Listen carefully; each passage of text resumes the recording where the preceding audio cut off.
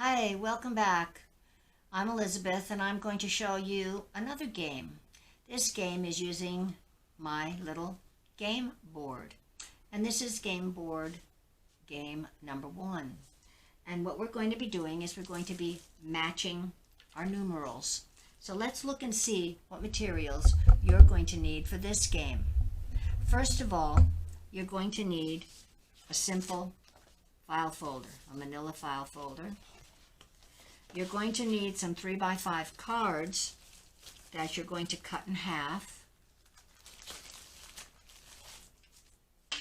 to make little cards. And on the little cards, you're going to use a crayon, not a marker. A marker will bleed through, and we can't have that with this game because it's a memory game. We can't be able to see what's on the other side.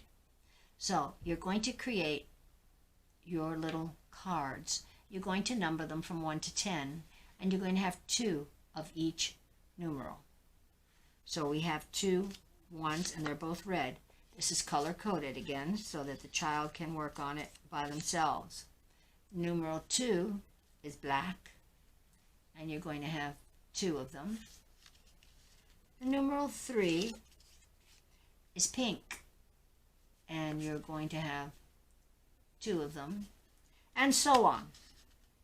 Numeral 4 is yellow, and you're going to have 2 of them. Okay? All the way to numeral 10, it's brown, and you're going to have 2 brown numeral 10s. Okay? Good. So once you do that, you're going to create your game board. This is one of the first game boards I ever created. And what you're going to do is you're going to take your file folder, you're going to open it up, and you're going to divide it into 20 equal size spaces. This is a great activity for older children. It's a mathematical problem. See if they can figure out how to take this manila folder, open it up, and divide it into 20 equal spaces. Okay, so you'll need your ruler. You can use a marker if you want. I just used a pencil. You can see them pretty well. And this is your game board. This is your first game board. And what you're going to do with the children, first of all, you can use these as flashcards if you want to at first, depending on your child, depending on where you are in your numeral identification lessons. But you can go over it with them if you want to first, like flashcards. Or, as you put them down on the board, you can say them. 1, 1. And you're going to space them apart so that they're not together. You're going to say 2 and 2. And this is, again, just giving the child an idea so the brain can remember where they are. And 3. And have your child say 3 and 3. Now, I know that a lot of children can count to 1 to 10, 1 to 25. Let me tell you a little story. I tutored a little girl from kindergarten to grade 4. When I first started tutoring her, I just wanted to see what she knew. And of course, her mama told me that she knew how to count, she knew her alphabet letters, and she could recite everything. And when I started working with her, and I was showing her letters of the alphabet in isolation, she couldn't name them. She could only name a few. Needless to say, Mama was extremely surprised.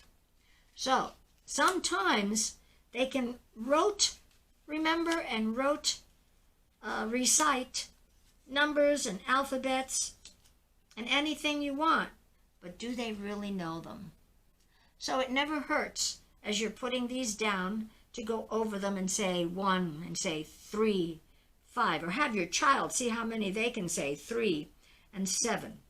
And once you get them all down, let the child look at them, and you can go over them again from left to right. You can go 6, 2, 4, or again have the child 8, 1, 4, 7, 9, and go, and so on.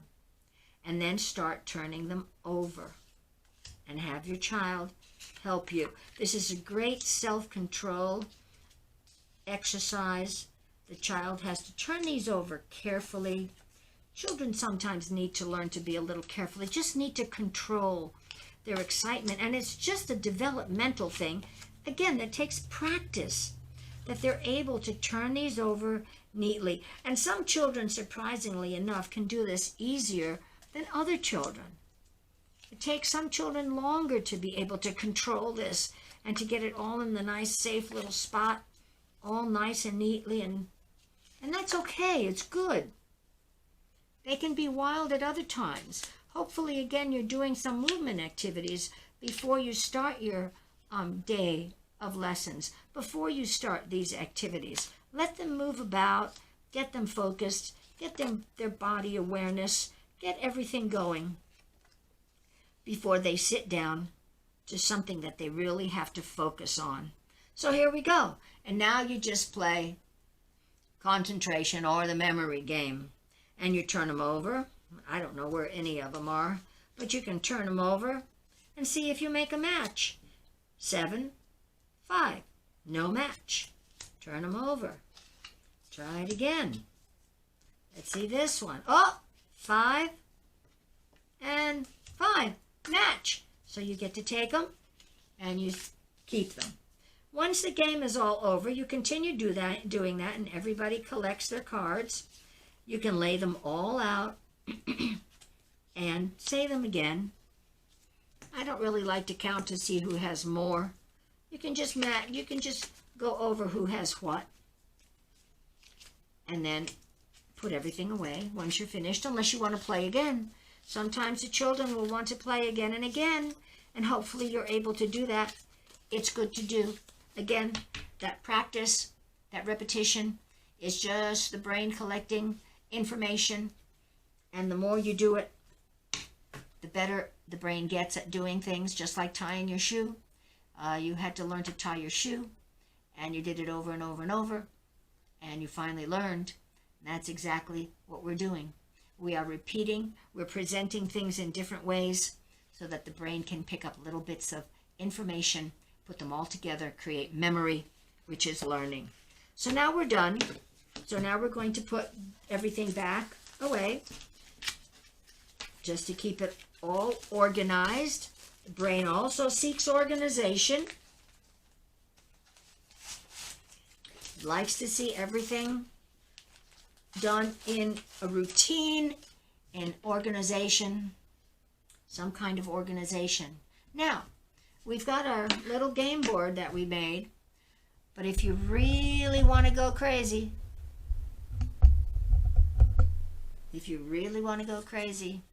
I got a delivery the other day, big box, and I ripped off the side of the box, and I made a great big game board. Now, your older children might like to do this. They can create their own games, and I am sure that they can come up with some really, really cool games with their information, with math, with language, with spelling, with words, anything. But this is a big, big game board. And again, a mathematical problem to divide this game board into equal parts. Let me know. I would love to know who can do this easily. So I hope you will let me know. So tune in. I hope that you enjoyed this game. I have many, many more for you. But I hope you enjoyed this one. I hope you use it. Remember to store it away nice and neatly, because it can be used over and over and over. And your child can go and get it at any time and work with it until they feel that they've conquered it and are not interested anymore. And that's okay. So tune in again for the next game. Thank you. I'll see you. Bye-bye.